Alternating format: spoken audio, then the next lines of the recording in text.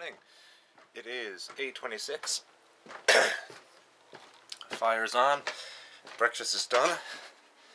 And had to grab some juice. And I'm here alone today. My parents are gone to Stephenville, part of Mom's physio, for a broken foot. For breakfast today we have French toast and an omelette. And one of my objectives, now that parents are out of my hair for a little while, I get to hem some pants. Dad and I went to a store called Frenchie's in Calgary Valley during a drive yesterday, day before yesterday.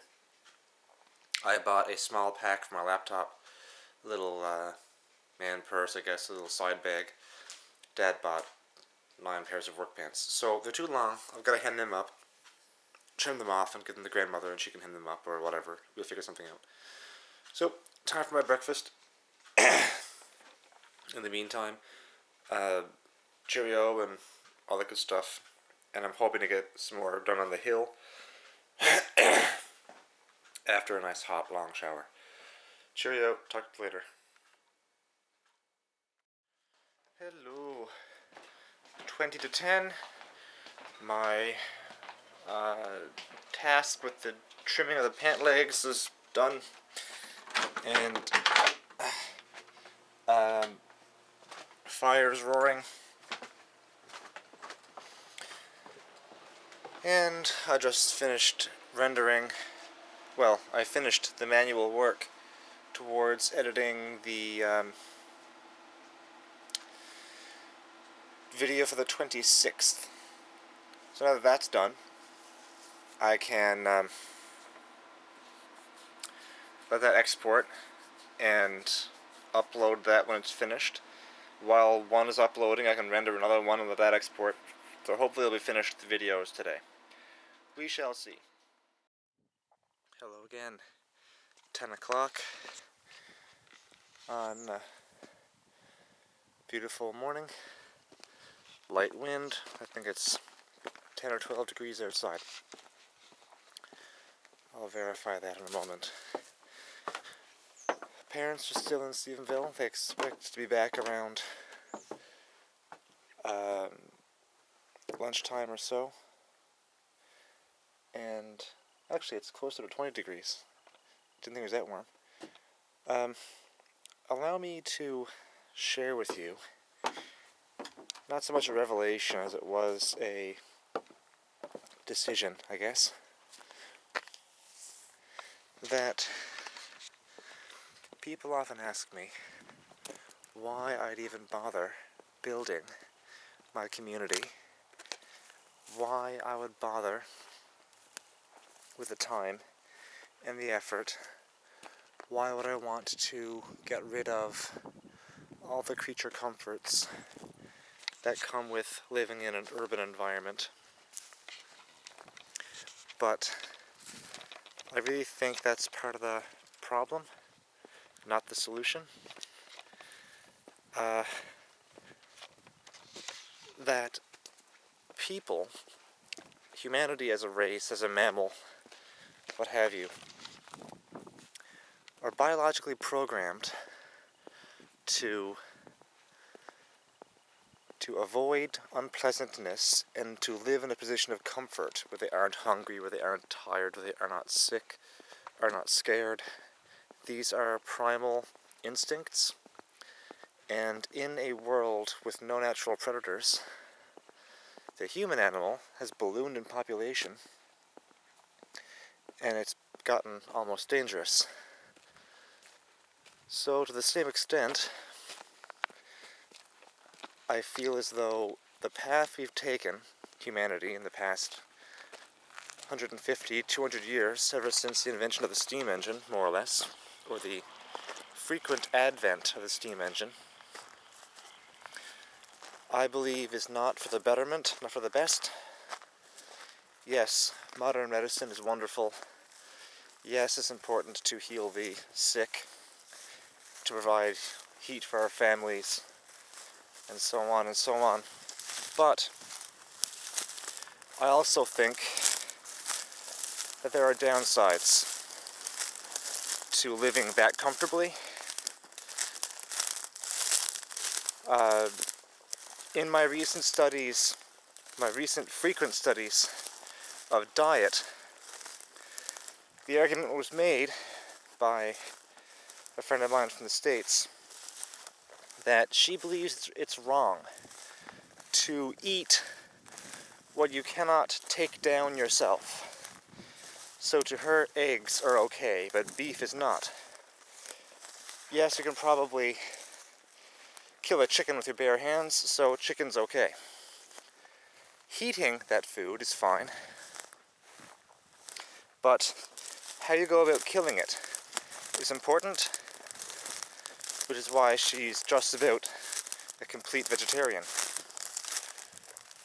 But I put some thought into that for weeks, actually, and I'm inclined to agree that humans no longer have seasonal diets. We are detached from our roots. We no longer have a grasp of where we came from or who we are as a species, as a people. Getting caught up in ridiculous wars over primitive resources. It's all very counterproductive and maddening. But that's almost a distraction more than it is an explanation. Why am I building an eco-village? Well, I believe in Mohandas Gandhi's expression that you have to be the change you want to see in the world. And I completely agree with that. I was tired of liars and cheats and people who specialize in deception. So I took it upon myself to never lie or cheat or deceive again. When I found Wicca, I have since moved away from that a little bit, but founding my ethical foundations on Wicca really improved my personality, who I am. Deciding that there are consequences to actions that exist beyond this life was a profound undertaking and really changed who I am.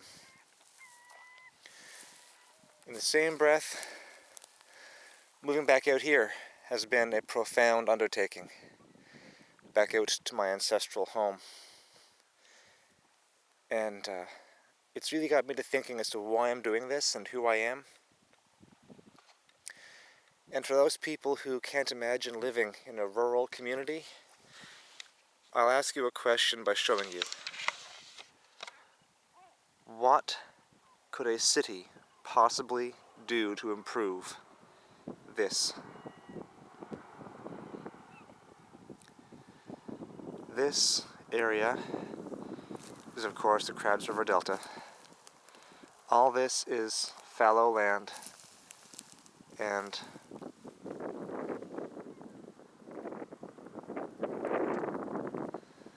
that's my family's property. The church on the hill, and the island is way over there. But sitting out here, standing out here, in the absolute quiet, with the exception of a few cars, I can handle this.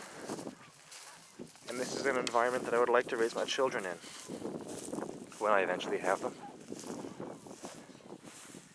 And I find this profound, life-altering. That people would leave this for an urban environment where you have to work for someone else who pay you enough so you don't quit, while you work hard enough to not get fired. They pay you for services so you can pay someone else to eat. Doesn't make sense to me. Just does not compute.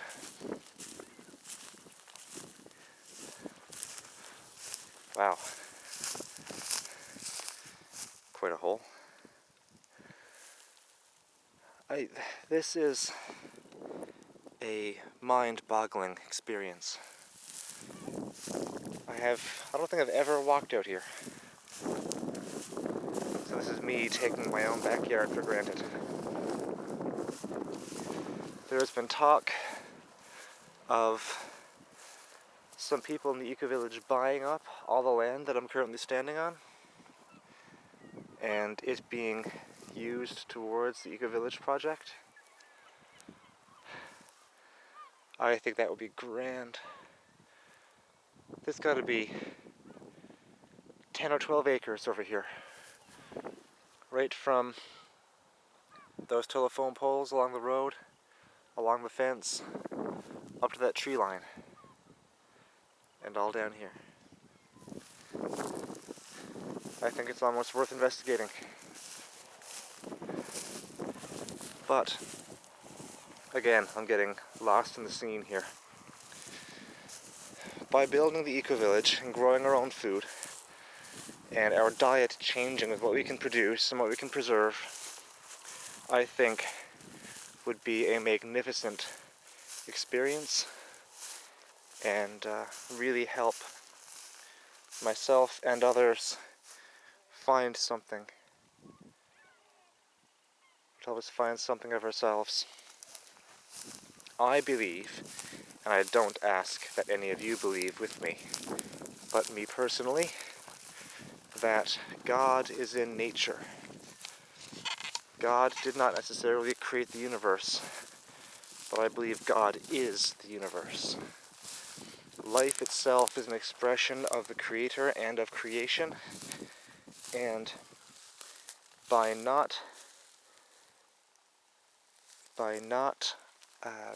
accommodating that Creator, by not appreciating that life force, we're doing the universe an injustice. We're part of nature, not above it, and I really wish more people understood that. But that's my own cross to bear. I just really wish that more people understood or felt that way. A beautiful little gully. Absolutely gorgeous. That if people appreciated that buying an organic banana from Argentina, having it shipped to Canada, really is not the purpose that they should be after. Something is lost in translation. And people who don't appreciate that, people who don't realize that it's actually a bad idea to ship something 8,000 kilometers and still think it's green, still think it's organic and good for you, doesn't make sense. So the 100-mile diet, I believe, is important and something that I'm trying to attain towards. Only what we can grow will we eat, and only what we can theoretically avoid importing. Which means no black pepper, which means very little salt, more in tune with our environment.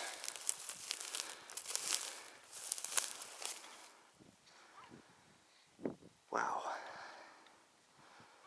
So, give us this day our daily rant, I guess.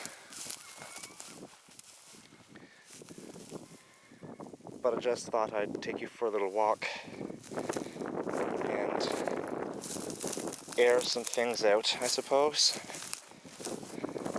We've all had moments of epiphany, and I guess today was just one of mine. But I find this absolutely amazing. And I have the privilege of living out here full time now. at least until it forces, and the fall, and then things will change. And that way it's just more land to different properties. All of this, more or less, is an individual's house lot. I'd say 200 by 100 maybe, and there's probably 40 of them over here in this entire area. So we'd have to, if we wanted to buy all of them, we'd have to speak with the descendant of the family that used to live here on any given lot and buy each one individually and hope that we don't buy every second lot and have a checkerboard looking thing and no actual whole spaces. So I managed to wander into a bog, and that coral shelf I keep mentioning, the bane of my existence, is all under here too. 3 or 4 feet down, right to the shelf. That's why this is all boggy and swampy. Even though this was all the original St. David's on both sides of the road. And Dad slowly bought our 7 acres. But this video is running longer than I thought it would. If you're gonna hear me at all. All the dead grass stalks. There we go. And, oh, it's a profound little walk. What a marvelous view from over there. But that's my concern, that people have become so materialistic. Why would you use a screwdriver when a drill is faster? Why would you walk when a car is faster? People living in a disposable society. And yes, I recognize the irony of me talking into a camcorder while doing so, but what is the purpose of a soapbox if you're in the middle of the wilderness? At least I'm trying to do something about it. At least I'm trying to correct my evil ways. So for people who still believe they're doing the right thing by buying an all-natural pomegranate from Greece, having it flown here and still thinking it's good for the environment, you're part of the problem, not the solution. So I'm going to go back in the house for a bit and upload this video, recharge the camera, might try and put more of these trees in the ground, see if any of them survive, if the wind died down. I would like to get the wheel on the quad pumped up, low on air, get more of the hill cut away, maybe bring in some firewood, some general piddling around, as Dad would say. Piddling around. But I can't touch the kids' playhouse. That's Dad, it's in my project. I'm sure I'll find something to do. My family's good at that. And before I go, Chris, my middle brother, oldest is Desmond, Kristen, myself, gave me the first donation of 4 tires for the for the house up on the hill. That's okay. So, cheerio, everybody, and take care. Hello there. This will probably be my last video for a little while. Part of my agenda today, if you recall, was to chop some wood or kindling. No problem. After sharpening the axe to such an edge I could have shaved with it, and I was working on the kindling then, I ended up kindlinging my finger. 7 stitches. Another wasted day. Another wasted week, in fact. So, no problem. I'm going to let this heal up and hopefully it won't get infected or anything worse. That's okay. So, this is me, I guess, signing off for a little while. Let that heal. I won't be playing in the dirt or anything for a little while, but most of the big jobs are finished anyway, so it could definitely be worse. Knock on wood. It could definitely be worse. So, cheerio, and I'll see you when I'm able to have any feedback that's worth providing you. Take care.